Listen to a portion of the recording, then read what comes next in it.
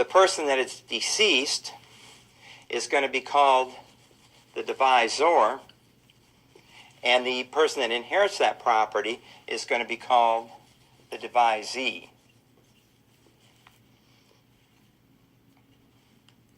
And then the property itself, the real property, is the devise. Now, in the event that you are left personal property under a will, we're going to call that a legacy. And of course, the person that wills that is going to be the legator, and the recipient is going to be the legatee. That's dying with a will. If you die without a will, you are said to die intestate. Then your property is going to be distributed according to your state's laws of descent and distribution. The court will appoint an administrator or an administratrix to deal with the property. Real property is going to be conveyed by descent. Personal property is going to be conveyed by distribution. And typically when you have property that's conveyed by descent or by distribution, it's going to be depending on your particular state how that happens. But normally the property goes down to children. If there's no children, it goes up to parents. If there's no parents, it goes out to brothers and sisters. If there's no brothers and sisters, I think it goes up to aunts and uncles. And if there's no aunts and uncles, it goes down to cousins.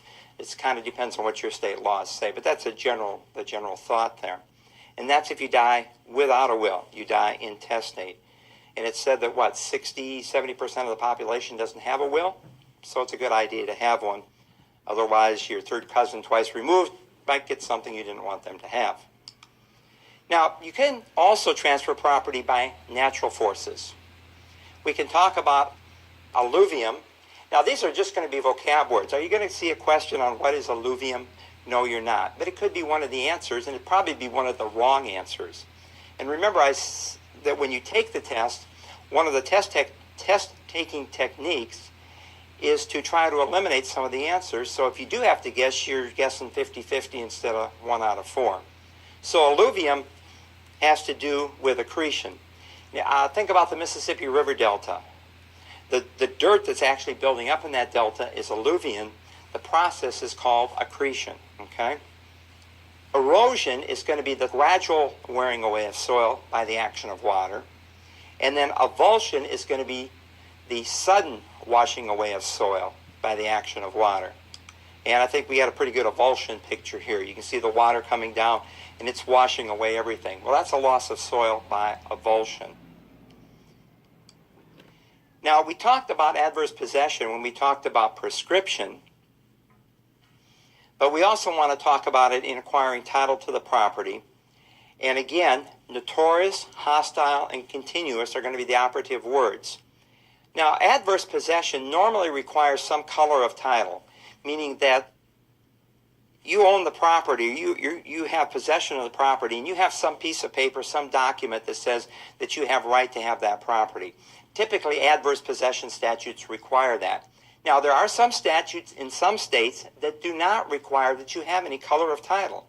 If you stayed there for a statutory period of time, you actually own the property. Some states will call that squatter's rights.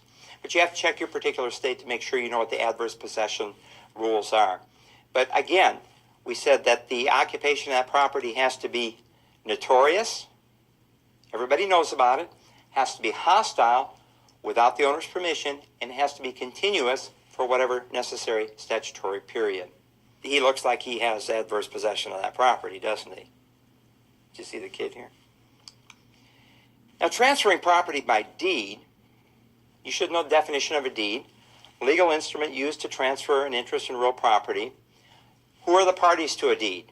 Should know that. The grantor is the owner of the property, and the grantee is the recipient.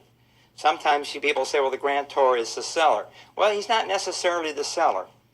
If I sell you something, yeah, I am the grantor, but if I give it to you, I'm not the seller. I'm just the owner of the property giving it away. The grantee is the recipient. The other thing you need to remember is who signs the deed? Grantor or grantee? There's a good question. The grantor signs the deed, not the grantee, but the grantor. And we're going to see why that's possible here in a minute when we look at the elements of a valid deed. Because it says that in order to transfer property, the grantor has to be legally competent.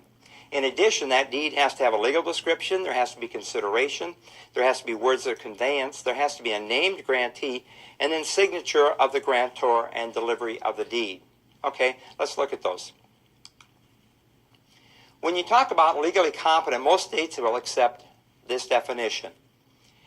You're sane, you're not mentally impaired, you're not under the influence of drugs or alcohol. If you sell a property to somebody and they're just flat wasted, they're just drunk out of their minds, okay, they are not legally competent. Now, if they wake up in the next morning and they don't call you and rescind the contract, then you're probably good to go on that contract. But if he calls you in the middle of the night, he's still drunk and says, I want out of the contract, well, he wasn't legally competent, so you never had a contract to begin with. Now, in addition,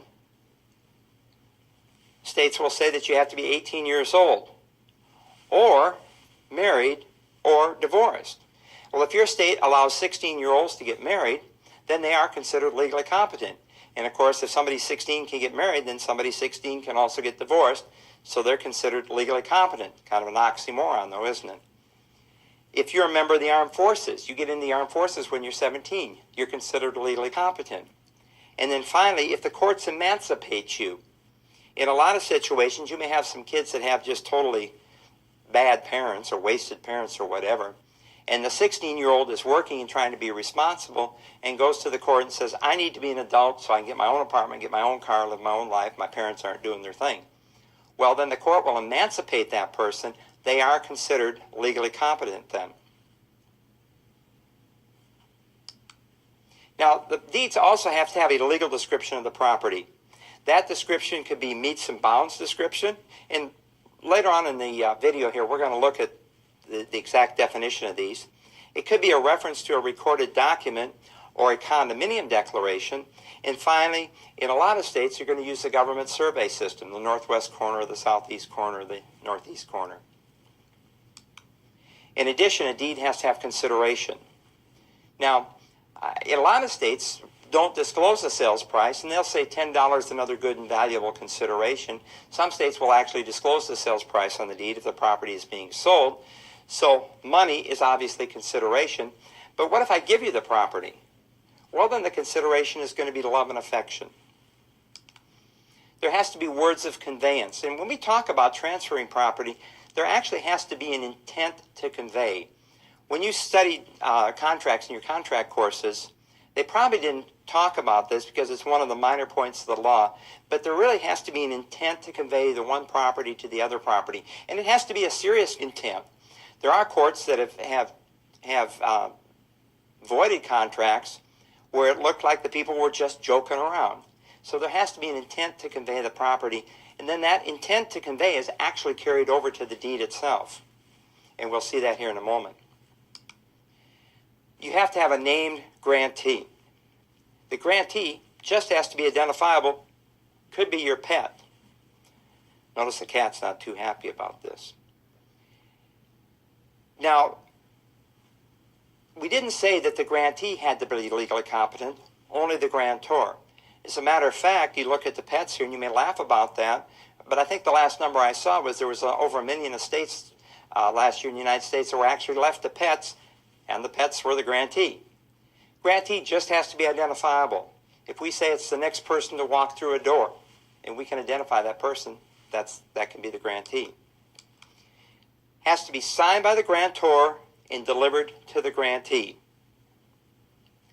Must be executed or signed and delivered, as we said. Okay. Now, deeds are going to have an addendum clause. We call that the have and to hold clause. Now, earlier we were talking about defeasible fees. Remember that in the first chapter? We were talking about conditional fees.